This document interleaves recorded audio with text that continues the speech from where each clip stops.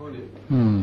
Did I hear right when I listened to you when you were talking to someone in the break, that you said that Ramana Maharshi was still dualistic? Well, no, it's really got nothing to do with anyone. Yeah, right. There are no teachers, Yeah. so there is no Ramana Maharshi, just as there is no Hitler. Yeah. But the words that I have read that were supposed to have been spoken and have been interpreted and translated 600 times, some of those words are clearly dualistic because they speak to a supposed person who can choose to do something. But it doesn't matter anymore. I mean, I think it's very difficult with people who aren't around anymore. You know, you can't phone them up and, you know, phone up Ramana and say, hey Ramana, what did you know? So, as far as I'm concerned, it seems that really this thing is most powerful in aliveness rather than words on bits of paper. And all we have of supposed Ramana Maharshi is words on bits of paper. Yeah? He seemed to have given, at least to some people, a method Yes. of self-inquiry. Yes. And when I first read in a book that you have to trace the me feeling back to the source, Right. I always wondered, how can I do that? Yes. I found it impossible. No, absolutely. It is. Well, it is. It's utterly contradictory. It can't be done. But the argument was that in some way or other, what he thought, or what was said about him was that he saw people at different levels and therefore worked with people at different levels. As far as I'm concerned, this is again in ignorance. There isn't anybody at different levels.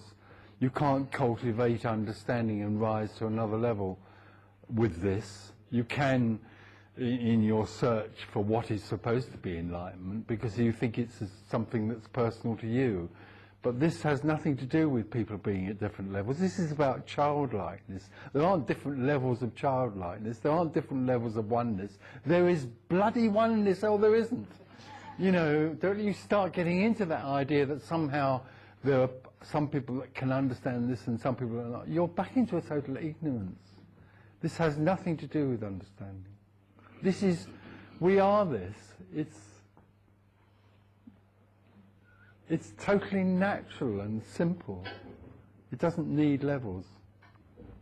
And directly you start saying to somebody, well, you need to go through a process to come to the level, to become worthy to comprehend this, you are imprisoning people.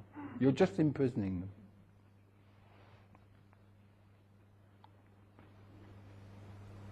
But Tony, accepting what you say, but is there never any validity in the principle of using a thorn to remove a thorn?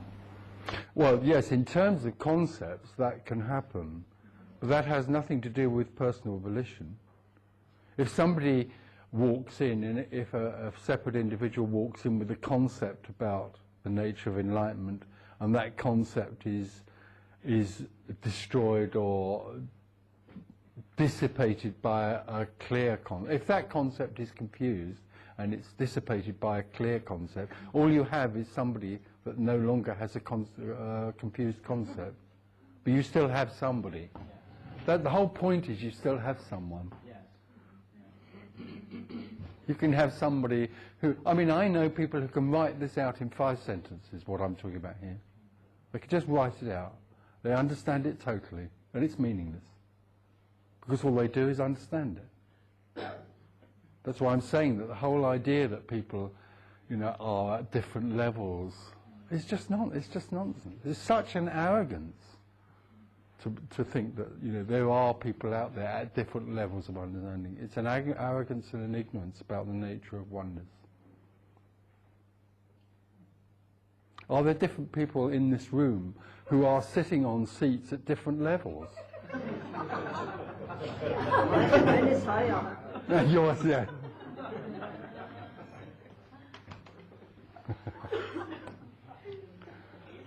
But certainly, yes, certainly, verbally, we are only really exchanging concepts that point to something else. So in that sense, that confusion can meet clarity and be dissipated by it. But confusion is only oneness express. It's an expression of oneness. Confusion is as much an expression of oneness as clarity is. You know, if oneness wants to be confused, then oneness will be confused. I've noticed. When you say this second quality, Ramana said this, who am I, or what is this I, when you say it's somehow useless, for me... No, I didn't say it was useless. What I'm saying is there is no one who can do it. Yeah, that's There's nothing that's useless. Yeah. Meditation is meditation, and marmalade is marmalade. But, you know, who's going to do it? Yeah. It's very simple. What we've been talking about is totally and utterly simple. It's totally immediate. It's this. It's aliveness. It's this. Okay, so initially it's the seeing of aliveness. It's just seeing that all there is this. Always all there is this. Doesn't matter where you go tonight, where you go tomorrow, it will be seen that all there is this. Look, this. Aliveness. There's only ever aliveness. Doesn't matter where you go and what you do, you can't achieve aliveness, you can't learn to see aliveness, there is just aliveness. So you don't need anybody to tell you that. You don't ever need to come to another meeting to find out that all there is aliveness. It already is that.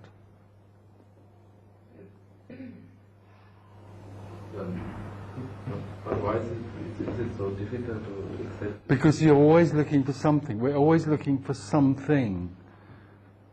Something else, something in time. We're always, because we think we are individuals living in something, then we're always looking for something else. And we have a picture of what we think we're looking for, which isn't this.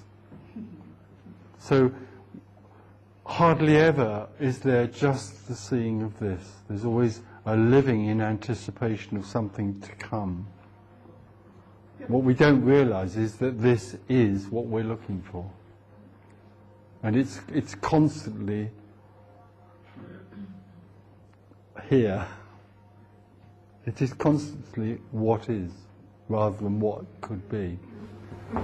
But doesn't the aliveness select you? In other words, it's not so much us just looking for, or letting go of the story. No, it isn't. It just happens. It just happens. It's like when it's, you know, I hate to use time, but Well, it just happens. when your time comes, boom. No. Yes, but also these words somehow point to it Yeah, and destroy any idea that there's anything to get or anything to find. That's what can happen and does happen. Is it right when I... Say? Is it right when I say I am that? Not really. It's getting near. Because the person that said I am that also said that nearer is I am, and nearer is I, and even nearer is. Words can never say it.